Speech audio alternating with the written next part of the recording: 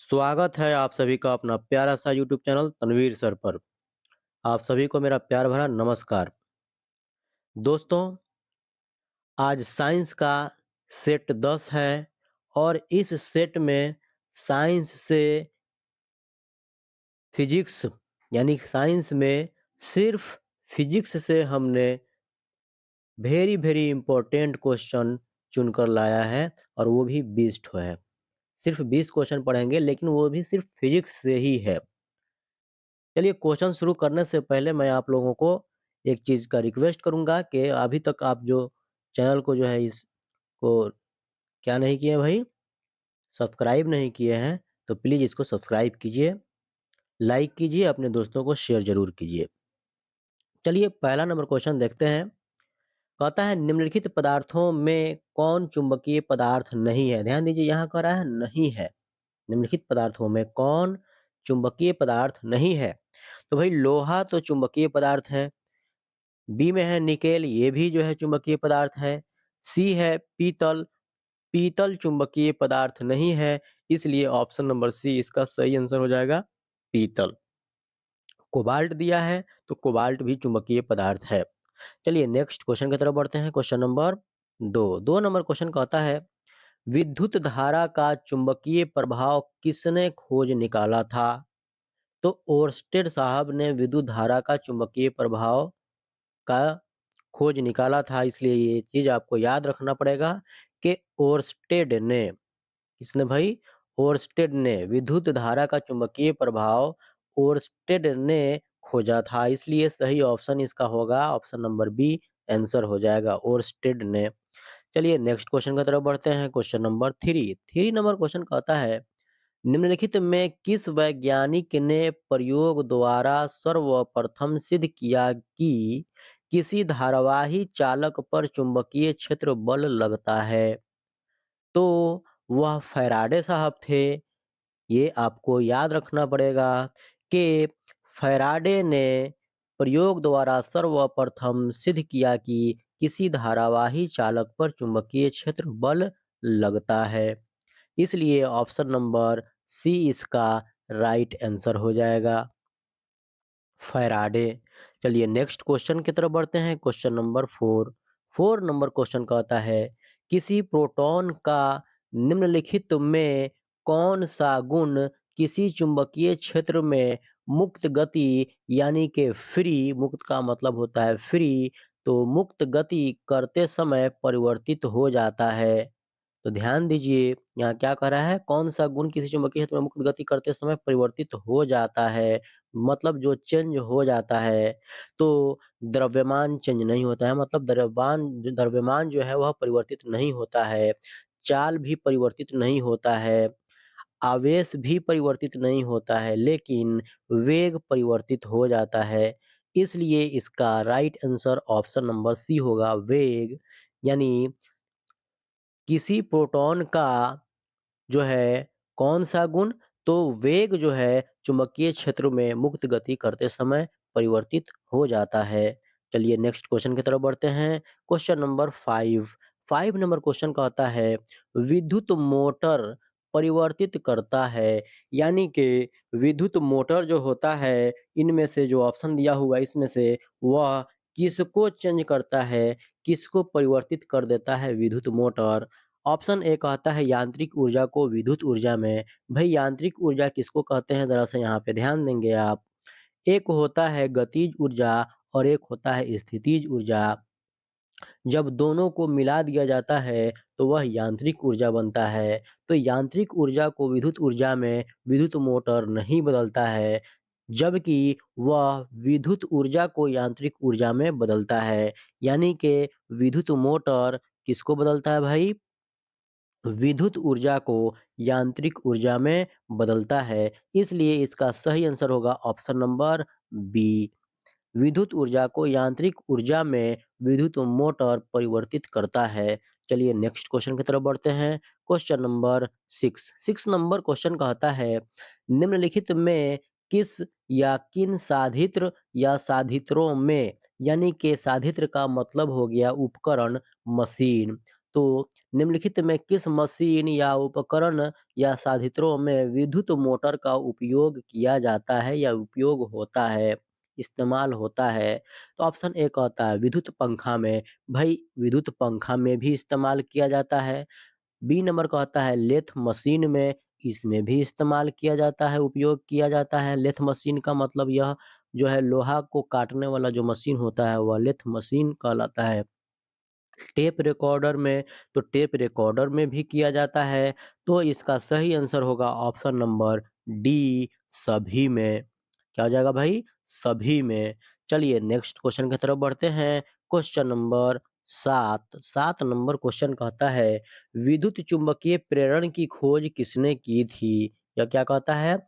विद्युत चुम्बकीय प्रेरण की खोज किसने की थी? तो याद रखिएगा विद्युत चुम्बकीय प्रेरण की खोज फैराडे साहब ने की थी। इसलिए इसका सही आंसर होगा ऑप्शन नंबर ए, फैराडे ने। चलिए नेक्स्ट क्वेश्चन की तरफ बढ़ते हैं।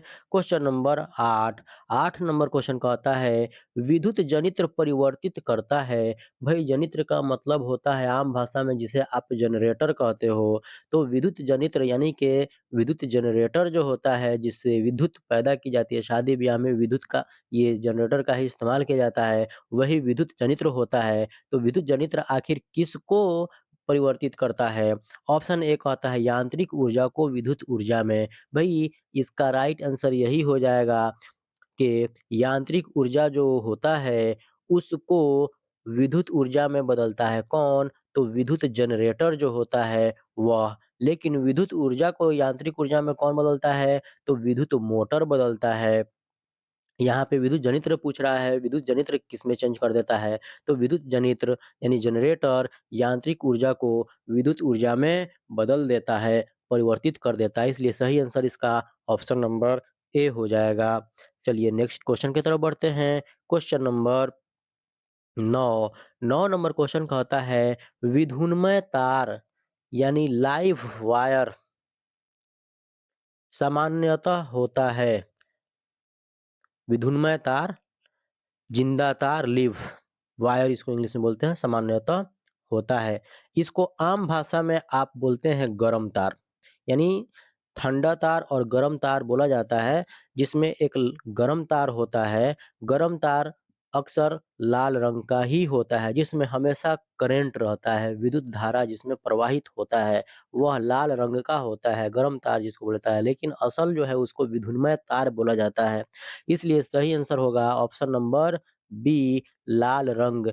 लाल रंग विद्युन्मय तार सामान्यतः लाल रंग का होता है। चलिए नेक्स्ट क्वेश्चन की तरफ बढ़ते हैं। क्वेश्चन नंबर 10, 10 नंबर क्वेश्चन कहता है विद्युत उपकरण का धातु आवरण जोड़ा जाता है। यानी कि ये क्वेश्चन कहने का मतलब ये हुआ कि घरों में जो विद्युत उपकरण होता है जैसे फ्रिज हो गया, उसके बाद वॉशिंग मशीन हो गया, यानी इस तरह के जितने भी उपकरण घरों में जो होते हैं विद्युत के द्वारा जो चलता है, उसका जो आवरण यानी कि परत जो होता है, कवर जो होता है, जो धातु का बना होता है, उसमें से एक वायर जोड़ा गया रहता है। वह वायर जो है यह वह तार जो है आखिर किससे जुड़ा होता है, कहाँ से जुड़ा होता है, किस तार से जाकर जुड़ा होता है? तो वह भू तार से जुड़ा रहता है जिसको अर्थ वायर बोला जाता है। ऑप्शन नंबर सी इसका आंसर हो जाएगा भू तार। भू तार से यानी अर्थ वायर से क्यों जोड़ा जाता है भाई? कि यदि कभी किसी मशीन में वही फ्रिज हो या वॉशिंग मशीन हो या इस तरह की जो भी मशीन है, अगर कोई दिक्कत हो, फ़ॉल्ट हो किसी वजह से तो उसमें जो है करंट पूरा बॉडी में नहीं आए उसके उस मशीन के जो है बॉडी में जो भी करंट होगा वह भू-तार के मदद से ज़मीन में चला जाएगा और वह मशीन सुरक्षित रह जाएगा या वहाँ जो आदमी होगा, जो भी उस फ्रिज को या जो भी मशीन को खोलेगा, देखेगा या सटेगा, तो क्या होगा उससे उस इंसान को नुकसान नहीं होगा। वह करंट ज़मीन में चला जाएगा भू-तार के मदद से, इसलिए उस धातु आवरण में भू-तार से जोड़ दिया जाता है, जोड़ा गया रहता है। इसलिए इसका सही आंसर ऑप्शन नंबर सी होगा भू-तार। Earth wire. चलिए नेक्स्ट क्वेश्चन की तरफ बढ़ते हैं। क्वेश्चन नंबर 11, 11 नंबर क्वेश्चन कहता है कार्य करने की क्षमता को कहते हैं। तो भाई कार्य करने की क्षमता को ऊर्जा कहते हैं। ऑप्शन नंबर सी इसका सही आंसर होगा। ऊर्जा कार्य करने की क्षमता को ऊर्जा कहते हैं। चलिए नेक्स्ट क्वेश्चन की तरफ बढ़ते हैं। Question number 12। 12 नंबर क्वेश्चन कहता है, जो दहन कर ऊष्मा उत्पन्न करते हैं, जो दहन कर ऊष्मा उत्पन्न करते हैं, उन्हें क्या कहा जाता है? ऑप्शन ए है तापक, बी है ईंधन, सी है इंजन, डी है कोई नहीं। भाई ऑप्शन नंबर बी इसका आंसर हो जाएगा ईंधन। जो दहन कर यानी कि जो जल कर, दहन का मतलब क्या होता है? जलना। तो दहन का मतलब जलना हुआ, तो मतलब जो जल करके ऊष्मा उत्पन्न करते हैं, वह क्या कहलाता है? तो वह ईंधन कहलाता है। तो ऑप्शन नंबर बी इसका सही आंसर हो जाएगा ईंधन। चलिए नेक्स्ट क्वेश्चन की तरफ बढ़ते हैं। Question number 13। 13 नंबर क्वेश्चन कहता है, जीवाश्म ईंधन की ऊर्जा का वास्तविक स्रोत है। जीवाश्म ईंधन जो है, उसके ऊर्जा का वास्तविक स्रोत क्या है? मतलब वास्तविक स्रोत उसके लिए कहाँ से मिलता है भाई? तो नाभिकीय संलयन से नहीं मिलता है। चंद्रमा का तो अपना प्रकाश होता ही नहीं है, इसलिए यह भी ऑप्शन नहीं होगा। ऑप्शन नंबर सी में दिया है सूर्य। सूर्य के पास अपना प्रकाश होता है, जिससे ऊर्जा मिलता है। इसलिए जीवाश्म ईंधन की ऊर्जा का वास्तविक स्रोत क्या है भाई? सूर्य है। तो इसलिए सही आंसर होगा option number C, Surya.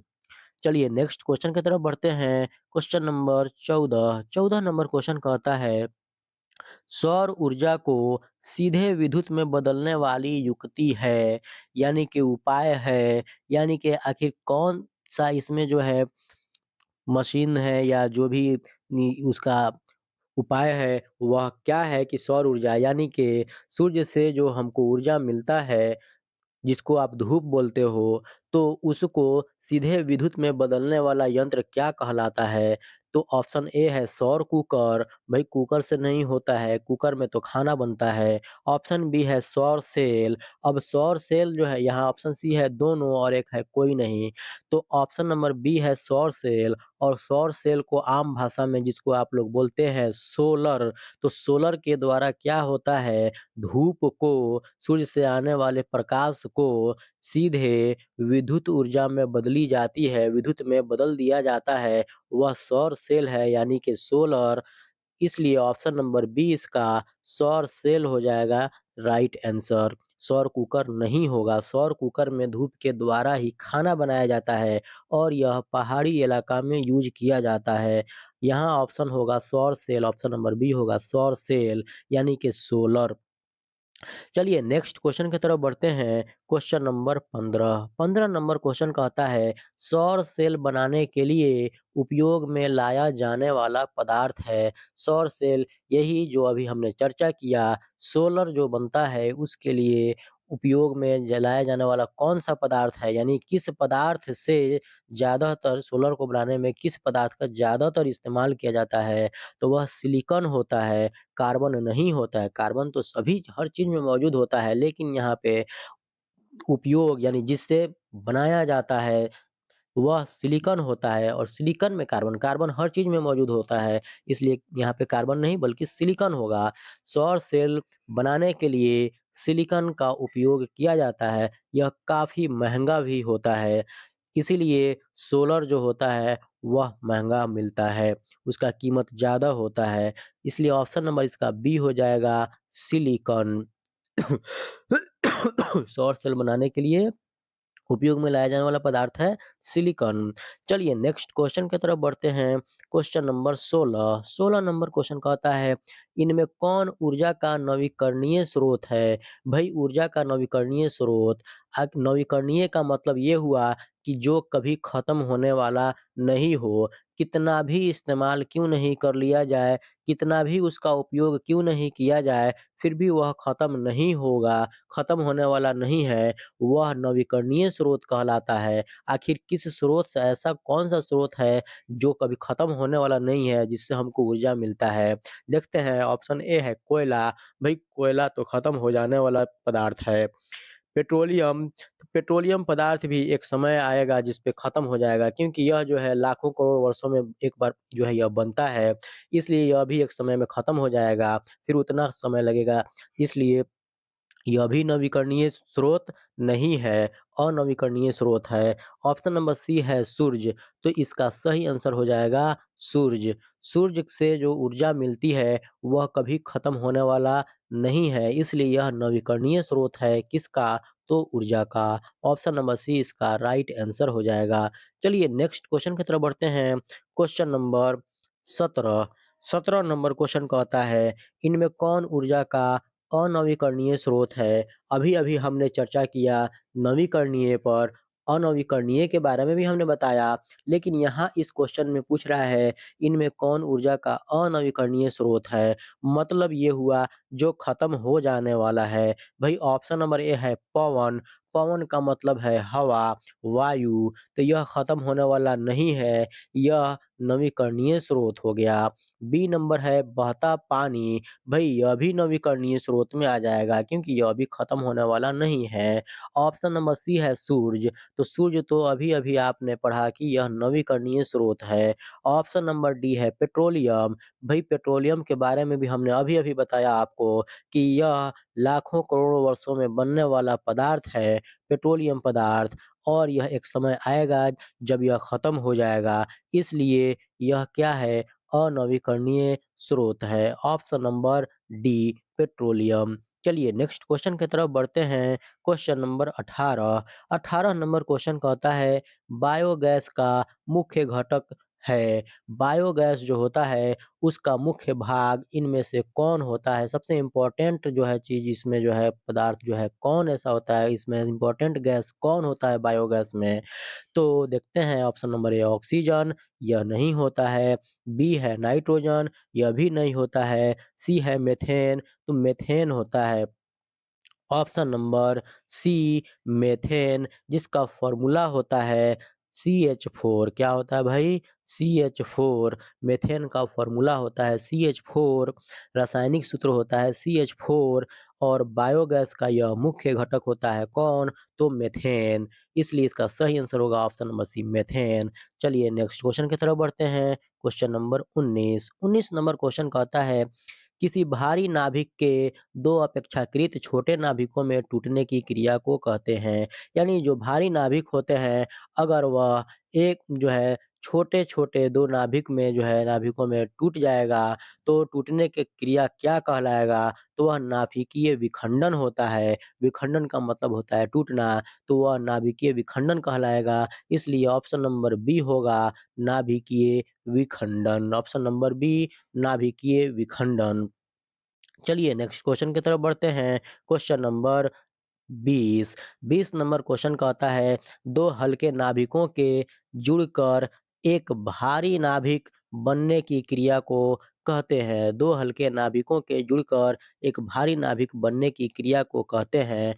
Option number A है नाभिकीय संलयन, तो वह नाभिकीय संलयन कहलाता है। ऑप्शन नंबर ए ही इसका आंसर हो जाएगा, नाभिकीय संलयन। याद रखिए नाभिकीय संलयन जो होता है, यह उच्च ताप पर होने वाला क्रिया होता है। नाभिकीय संलयन उच्च ताप पर होने वाला क्रिया होता है। तब दो हल्के नाभिकों के जुड़कर एक भारी नाभिक बनने की क्रिया को क्या कहेंगे? तो वह नाभिकीय संलयन कहलाएगा। चलिए भई, अभी तक इस चैनल को सब्सक्राइब नहीं किए हैं, तो प्लीज़ इसको सब्सक्राइब कीजिए। वीडियो को आखिरी तक देखने के लिए आपका बहुत-बहुत धन्यवाद।